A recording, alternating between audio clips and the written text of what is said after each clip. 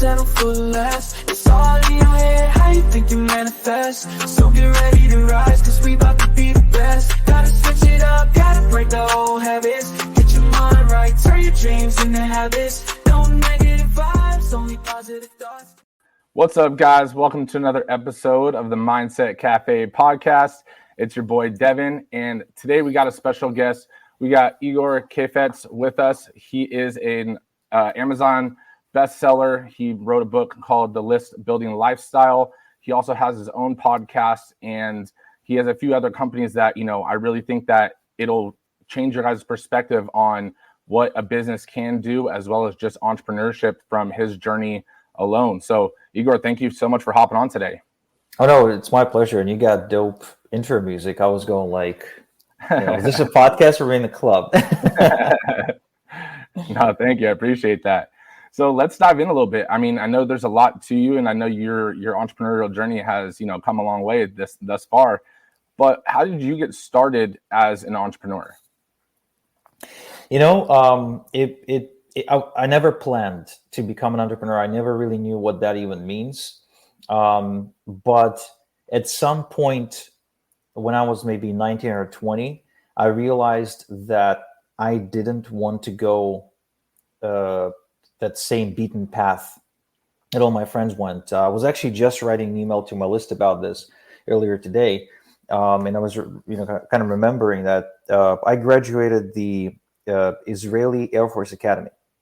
And so I was a ready to go kind of really sharp soldier, if you will. I was trained in the military discipline, but I also knew how to work an F-16 fighter jet plane by the time I was like 19.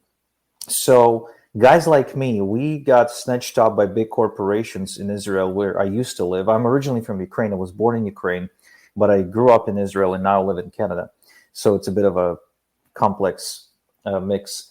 But back then, I'm growing up in Israel and I'm graduating, and my friends are getting snatched up into these corporations. Some of them deal with electronics, some of them want engineers, some of them are dealing with weaponry systems, developing drones for military, things like that, right?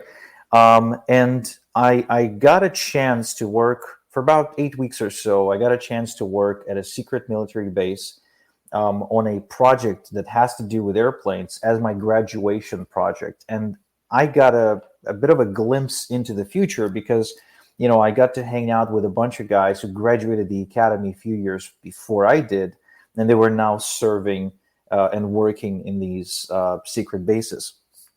And I didn't like what I saw. They did not control their life. They had to jump as soon as the phone rang because they were working to someone else's schedule. The boss determined whether they're going to work 4 days this week, 5 days, or 7 days this week. If they needed to come in urgently to fix something on an airplane, they could get a call in the middle of the night and they had to go. Sure, they had a great salary. They had a company phone and a company car, but there was no freedom. And when I looked at it, like from the outside, you look at it and you say, well, stable paycheck, a secure job, that's good. But I looked at it and I was like, maybe that's good for somebody, but that doesn't sound good to me because there's no freedom. I can't build life to my own design. It doesn't seem like I get to travel very much. And not to say that I'm a travel buff, like even though I work from home, I don't really travel more than 3 to 4 times a year. And, I try to organize my schedule in a way where I still get to spend most of my time home. I got a good routine going. There's the schools nearby and everything. But still, like, that life kind of sucked. It actually, like, none of these guys were happy. None of these guys were actually rich. They were just getting by and paying their bills. And their life came down to going to work, coming back from work, going to work, coming back from work. Occasionally, once a year, they'll go on, like, a vacation where they'll be schlepping around like everybody else, doing things that everybody else was doing. There was nothing unique. There was nothing different about the way they lived their life. And I wanted different. I wanted to call the shots. I've had, always had this desire for a sense of control in my life. And I just didn't see how I could get that sense of control working the same job that everyone else was working, even though these jobs were on paper good, solid, stable jobs. No, I mean I think that's like the case with a lot of entrepreneurs, right? It's not something that necessarily we like are born and we're like, we just want to be entrepreneurs. It's all of a sudden that sense of control, like you said, does come into play. Having a ceiling or having restrictions kind of put on you from either from a creative standpoint or just, a lifestyle standpoint. It's one of those things where you're like, well, if I don't do it on my own, then I'm going to have to basically live by someone else's rules. And I feel like, that's one of the things that kind of all entrepreneurs at a certain level basically kind of have that same feeling or that same characteristic, right? There's a great saying: an entrepreneur is the person who's willing to work 80 hours a week to not have to work 40 hours a week. And I think it's really true, because especially early on when you're just building your business, like when you were building your fitness business, I'm sure you were working 80 or 100 hours a week. And you were like really grinding it out, and you like weren't expecting any handouts, and you were just, if you weren't working with a client, you were working to generate a client. If you were not doing that, you were working on your taxes, you were working on structure or strategy, and then you decided to start a gym, and then you go and you do a franchise. Now you build the software. So I'm sure your plate is full, but it's full by your own design. You wake up in the morning and no one's like on your case, right? Yeah. No one's telling you, okay, 8 a.m., bro, gotta wake up. No, it's like you set the alarm clock for 8 a.m. because you know you got shit to do. Or some other day you really don't feel like it, so you don't set the alarm clock. Like earlier today, I'm not sure exactly what happened. Maybe it's like the weather's changing here in Canada or whatever, because it changes like every 20 minutes. Like I just couldn't get out of bed. Like I was just so exhausted. And I didn't. I slept in for a good hour or so. I woke up and I still got along with my day. There was no phone calls. Remember when I used to work in a hotel and housekeeping, Saturday morning I have to go to work and it's like I really don't feel like it. And then I'm late for work and my boss is, my phone's ringing off the hook and the boss is yelling in my ear. I genuinely hated that, especially given the fact that I've never thought that any of my bosses were more intelligent than me or smarter than me or better human beings than me. Oftentimes my bosses were idiots. I know it sounds kind of mean, but they truly were. And some of them were really just bad-mannered, impatient, lacked empathy, and just very demanding people that I did not enjoy working with. No, I completely agree with you. And that's, similar in my past too. And I think that's one of the things that, again, like entrepreneurs have that self-drive at least. And yeah, you can sleep in a day here, a day there, but at the end of the day, you already know you're going to get the task done that you need to get done for the day because it's your business, right? And a lot of people want to become an entrepreneur because they, think that they're going to work 4 hours a week, from that 4-hour work week book and stuff like that. And it's like, you're trading a 40-hour week for, like you said, an 80-hour week, especially in the beginning. And it doesn't feel like 80 hours necessarily because as an entrepreneur, you enjoy the grind to a degree, right? And it's something that you build. You can even get addicted to it, I'd say. Yeah. I think like when we say in the beginning, that's a very stretchable phrase. Because for somebody, the beginning may be 3 years, for somebody 3 months, and for someone else 30 years. But when I say beginning, it's before you start behaving like a business owner versus an entrepreneur. When you're in the build phase where you pretty much do everything yourself, where you're trying to still like optimize your systems and you're trying to figure out your daily operations, trying to bring in the right people if you need to. Or if you're like starting a gym, then obviously looking for a location. And then once you got the location, you have to do renovation, you have to bring the equipment, you have to do this and that, and then work on the marketing material and then print this and nail that.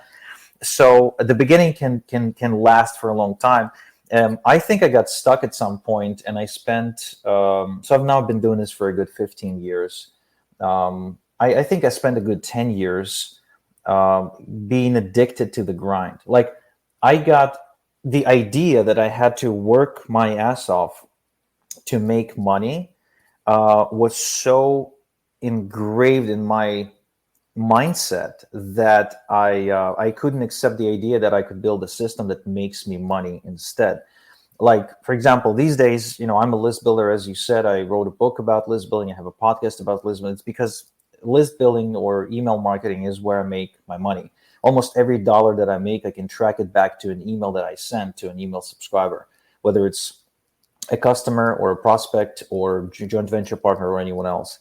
And what I really kind of couldn't accept was that I could send an email and make a lot of money, right? Or I could be doing something else and money would come in automatically because of my email follow-up sequence. Or I could have a webinar that's automated, that runs every 15 minutes and I don't have to be there to run the webinar myself. Or I can hire a salesperson to close my sales on the phone rather than do it myself, which I used to do quite a bit. So I refused to take on this concept that I don't have to be the one doing everything all the time to make money. And that kind of worked against me because I ended up developing kind of being stressed out all the time. So it was very difficult to be around me. So it kind of took a toll on my family life. And I've also developed some back pain issues because I was just at my computer working all the time. So I was sitting all day long. I wasn't exercising. I wasn't prioritizing my health. I wasn't prioritizing anything at all besides my business. And that became a bit of a trap. So eventually, though, once I've accepted the idea that you can build systems and these systems can carry your business, that's when the 4-hour work week kind of started. But even then, I think the 4-hour work week is not attainable anymore, at least. And I mean, unless you're settling for like making high 5 figures. In that case, 4-hour work week is very much attainable. But if you are looking to make multiple 6 figures a year or 7 figures a year, especially in this economy when the inflation is so high, then you kind of have to be making 7 figures a year if you want to live a good life. In that case, forget about the 4-hour work week. Even with my business where it's mostly automated, if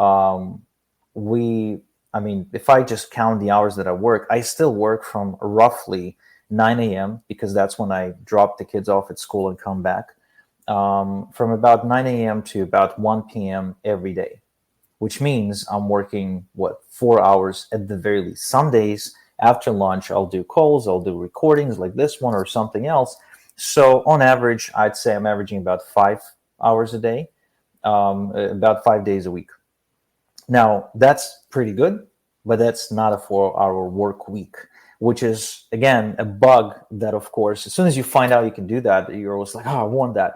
But then you spend years and years chasing it in frustration, thinking that everyone else is living the 4-hour work week but you. But that's not true, guys. That's really not true. Most entrepreneurs just work their asses off. No, it definitely. And like you said, it's one of those things where you may only be, let's say touching the list, or let's say a link breaks or something like that. You may only be doing, 4 hours a week of one task of the business. But like this call, that we're on right now, it's still networking, right? So even if you don't think it's, you go to these masterminds and stuff like that, you don't think that's work, that's still work, right? So when you factor those things in as an entrepreneur, you have to do those things to continue to grow. So I completely agree with what you're saying. What got you into, the email marketing and the list building and all that kind of stuff? Because that is definitely a niche side of basically business. What got your interest in that, and how did you get started in it? Well, 2 things. The first thing that happened was at the time, I was a part of a network marketing company. And,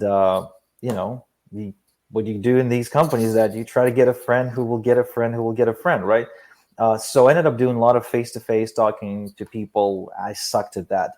Then I switched to social media, and I started like DMing people and randomly messaging strangers and pretending to be their friend and saying, then kind of a few days later dropping the link. It was like, oh, and by the way, this great thing for your gas tank. If you spray it into your gas tank, your car will run longer.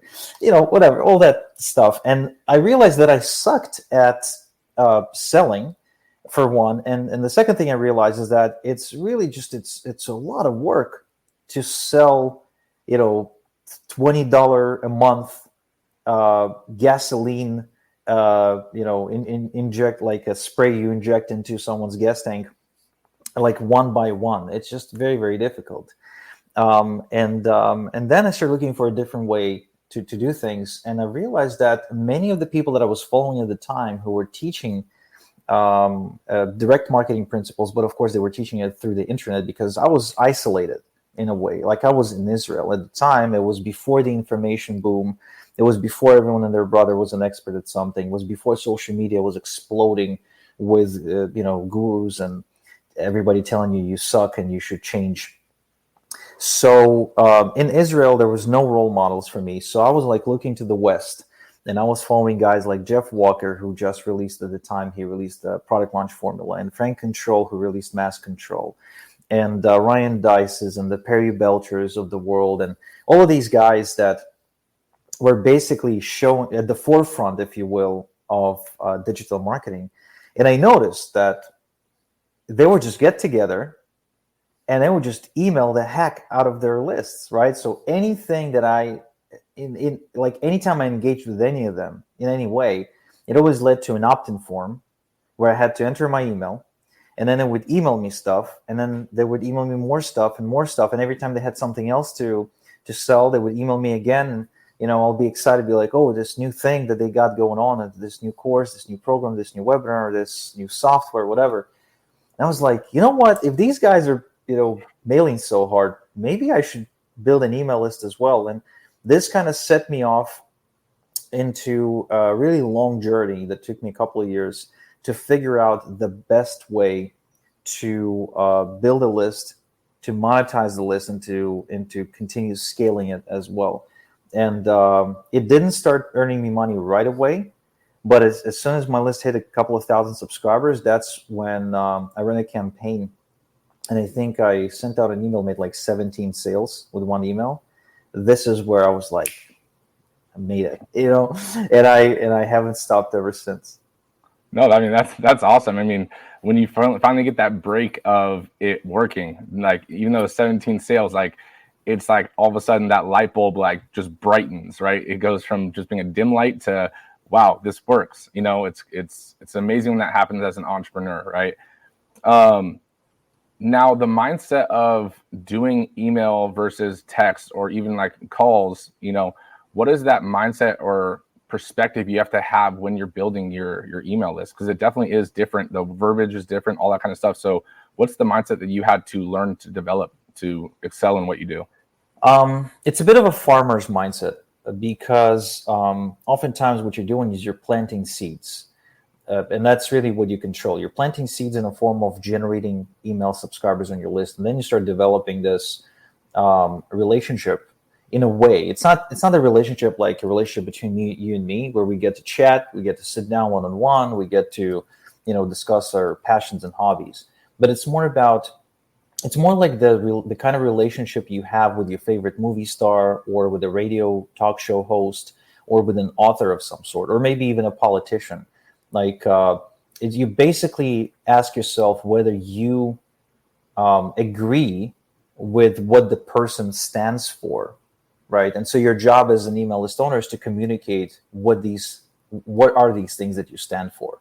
Like, for example, today we're discussing entrepreneurship. We're discussing the different mindsets and values for entrepreneurs. So if you were to put the content of this podcast into an email, someone reading the email would quickly recognize that, oh, so Igor and Devan are all about entrepreneurship. They're all about, recognizing the grind. They're all about development and not expecting any handouts, right? They're all about like systems. They're all about growth.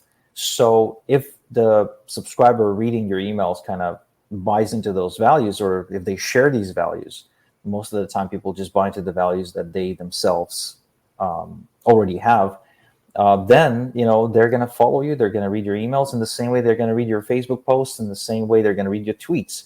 And then you have the opportunity to be in the most intimate space that you can hope to be, and that is in their email inbox, because an email inbox is a lot more intimate than a Facebook fan page or a Twitter profile or anything else. It's antisocial. it's very, very intimate, because that's the inbox is where we have our most intimate stuff.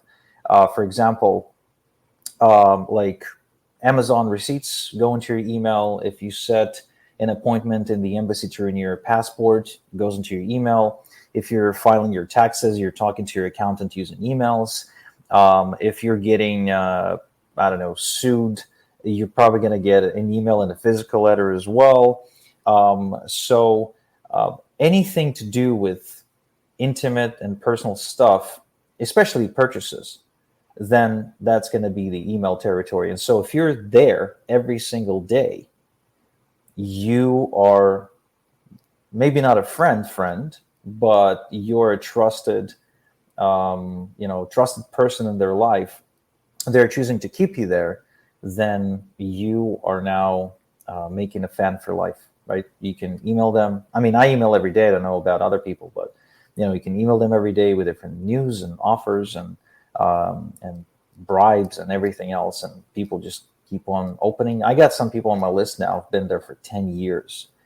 So anytime I got a new product, offer, training, anything, I'm just one email away from literally a bunch of them signing up and launching a new project. Like I ran this campaign to, I think, something like 1,030 something people that resulted in 6 figures in 3 days. And it's only because these are, people who've been on my list for so long. They like my vibe. They like my products and trainings. So if I'm like, hey, I got something cool going on, they're like jumping in. No, I think that's awesome. I think that something that was important that you said was you're emailing all the time and you're building that relationship. A person may never have met you in person, but over time you're building that connection with them, right? And it's one of those things where, do you believe in like basically like the storytelling, like like the Seinfeld style emails and all that kind of stuff, where it's not just like offer? Like, do you do like the storytelling style as well?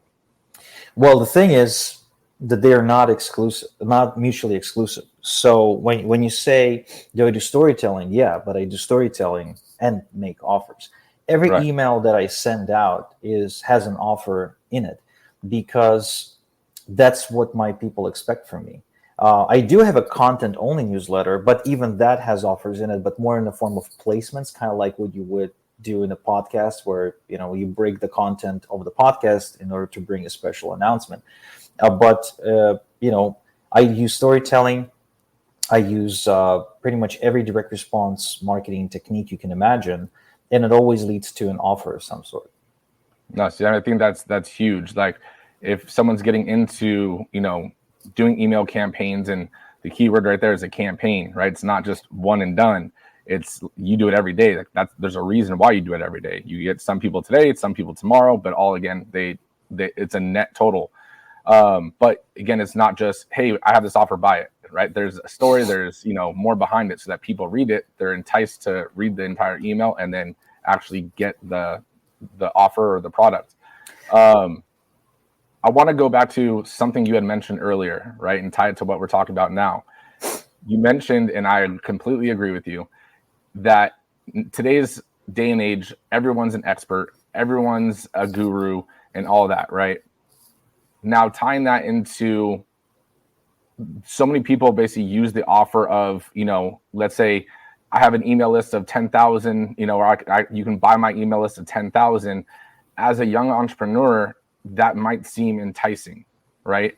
What would your advice or warnings be to like those kind of gurus that are getting sent on Instagram, LinkedIn, all that kind of stuff for those new entrepreneurs?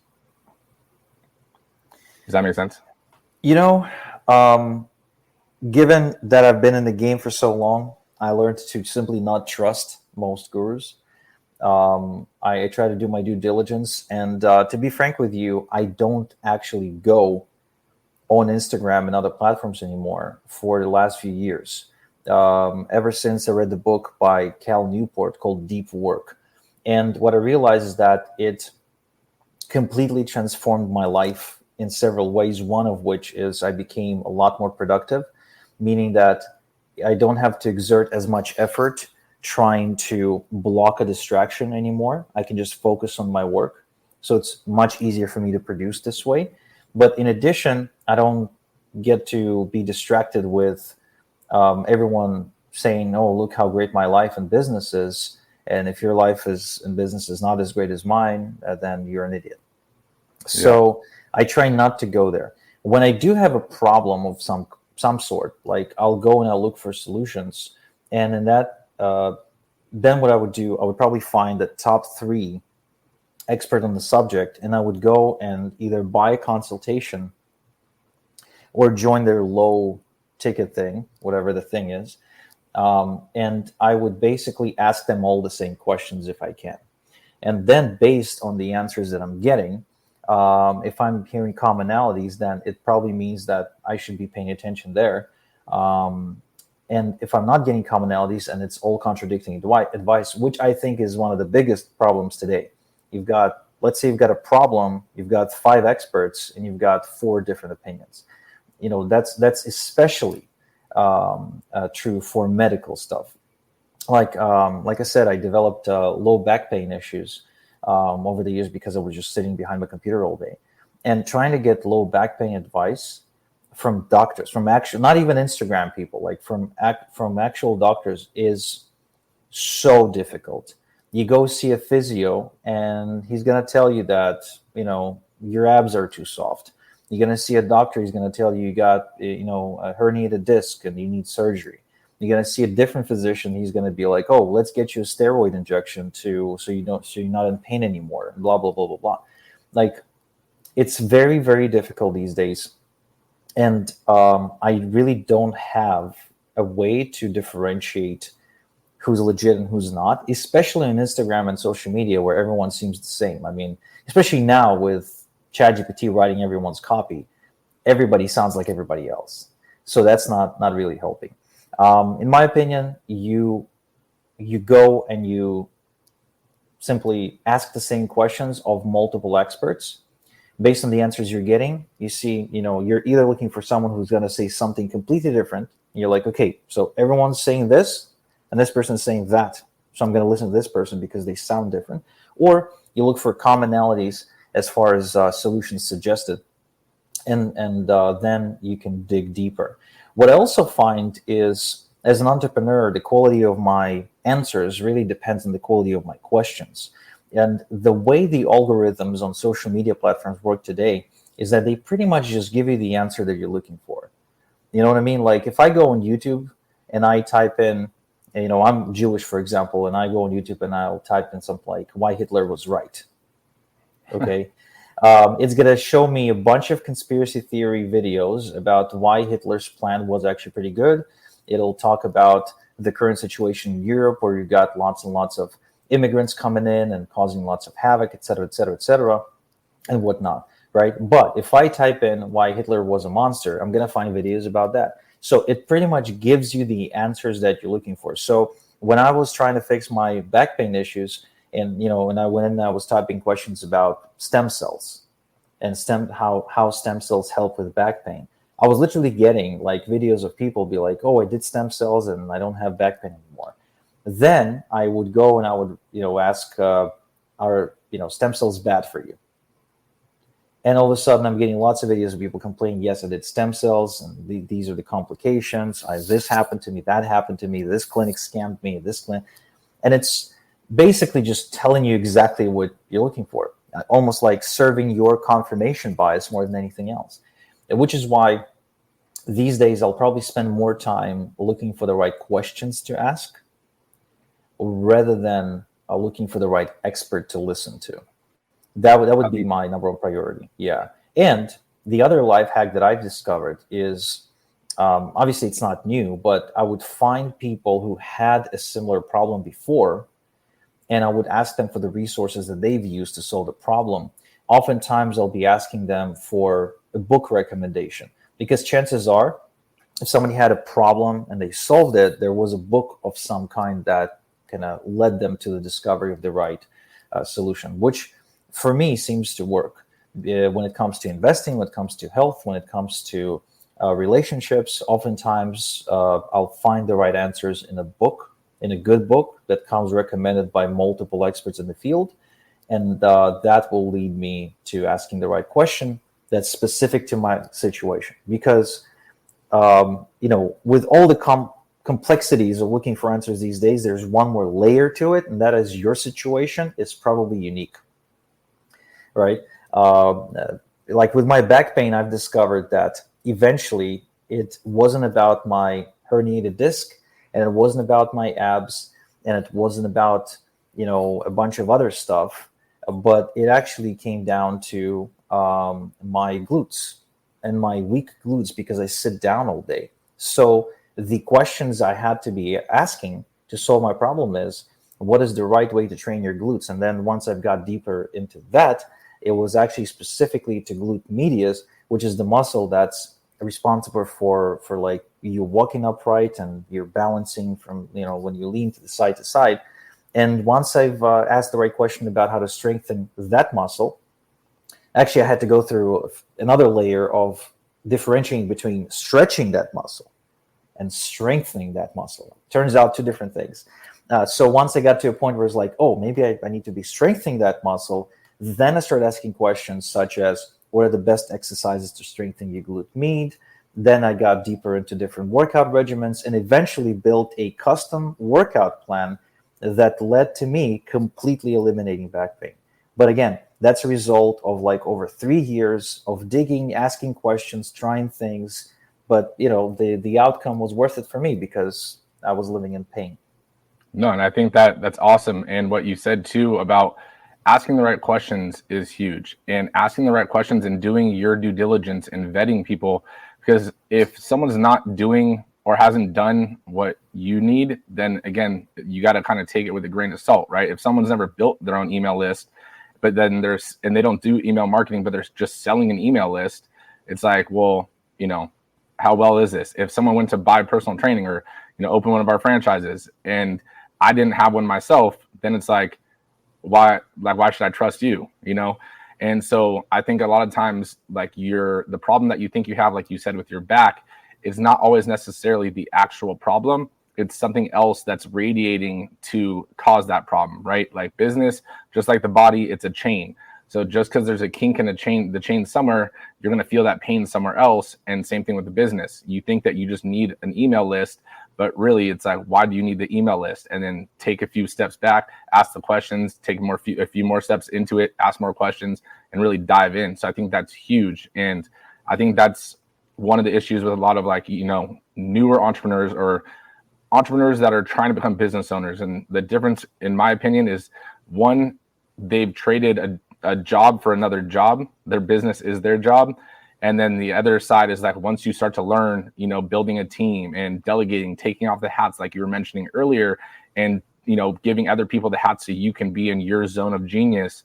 It's one of those things where you've learned that you need to ask questions, right? Because someone else that you're hiring on a team, they can do email marketing better than I can. So I'm going to hire them, stuff like that, right? So I think it's huge in life in general, personal development, relationships. Like you have to ask questions to really find out what you're looking for the life that you're looking for. Yeah, absolutely. Right. And most people are focused on the answers, of course. But when you spend a lot of time on the question, what happens is you can almost get to a point where the question almost fixes the problem. I think Tim Ferriss, there's a great TED talk by Tim Ferriss about his anxiety, where he's showing like a way that he dealt with it, where he couldn't even go on vacation because he was so anxious that his business is going to fall apart. And in that TED talk, he says, a problem phrased as the right question is half solved. I found that to be very true. Because by asking the wrong question, you're focused on the wrong direction. You're trying to fix the problem in the wrong way. Now, obviously, you don't know that. It's not obvious, but that's what usually happens. You end up, basically going down a rabbit hole that is not going to lead you to the right solution, just because the question you asked originally was not the right question to ask. Right. And then, your questions always need to adapt, just like, we do as business owners or as someone does in life.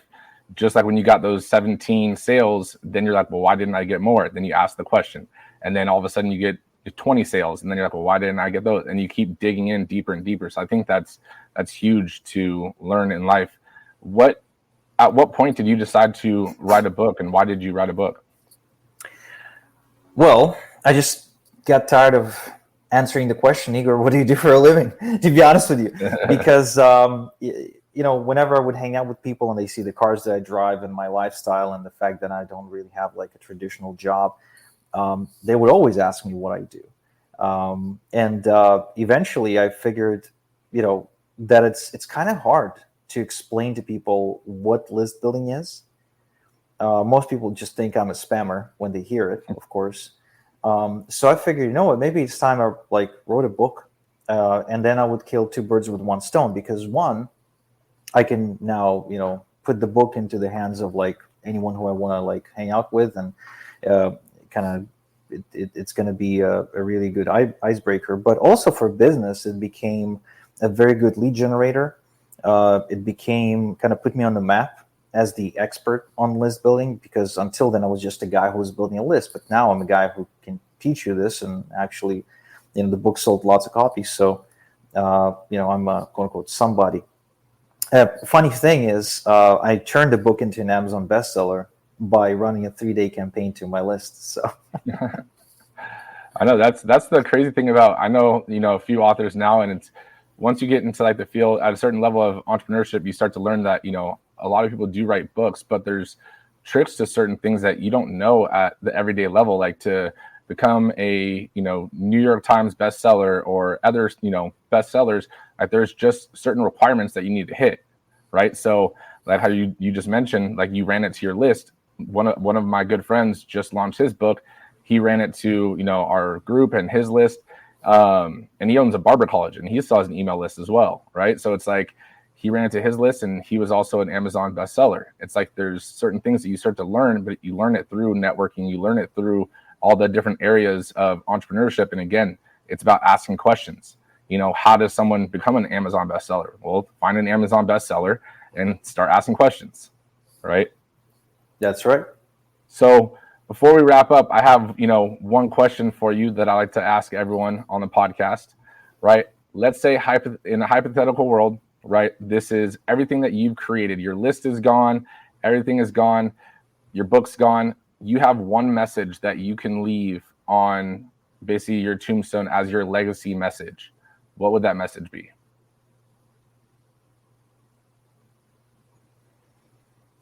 Talk about good questions. The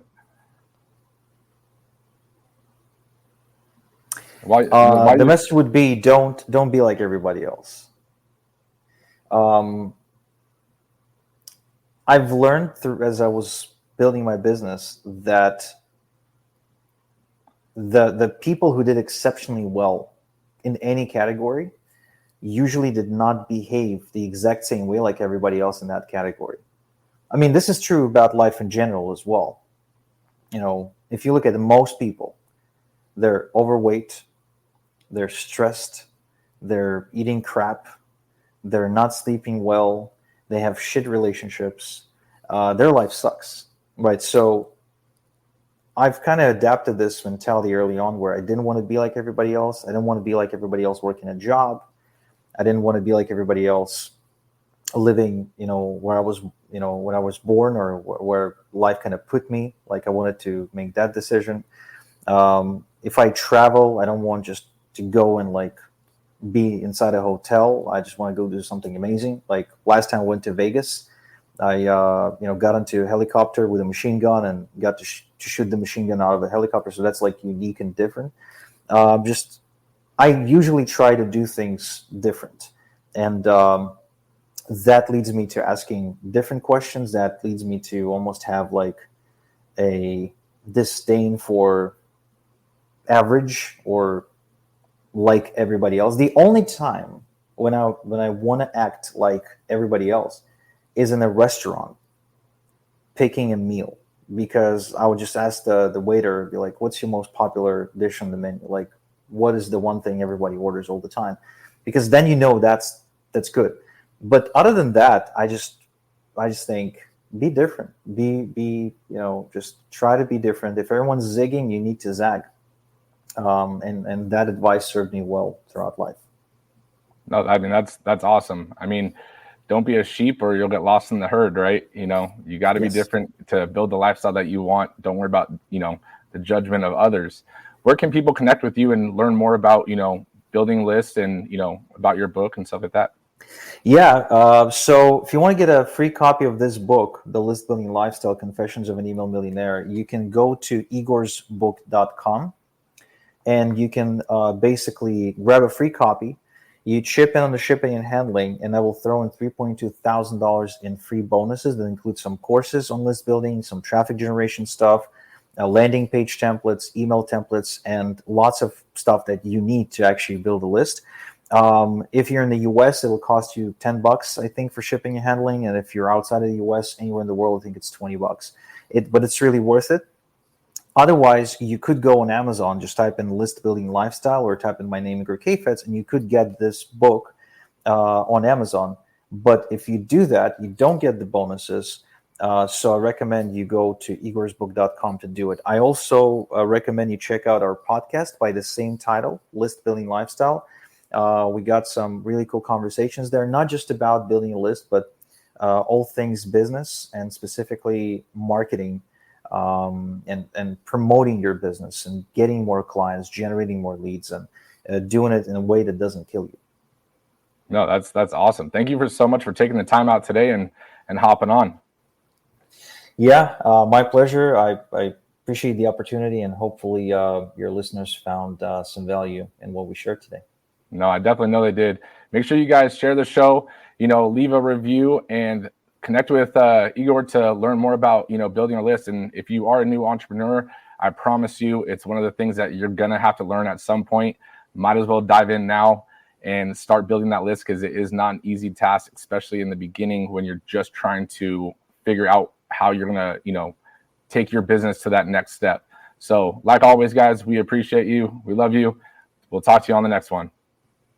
Thank you, Igor. Only positive thoughts, cause in the game of life, mindset causes shots. Got my mind on the prize, I can't be distracted. I stay on my grind, no time to be slacking. I hustle hard, I go against the current, cause I know my mind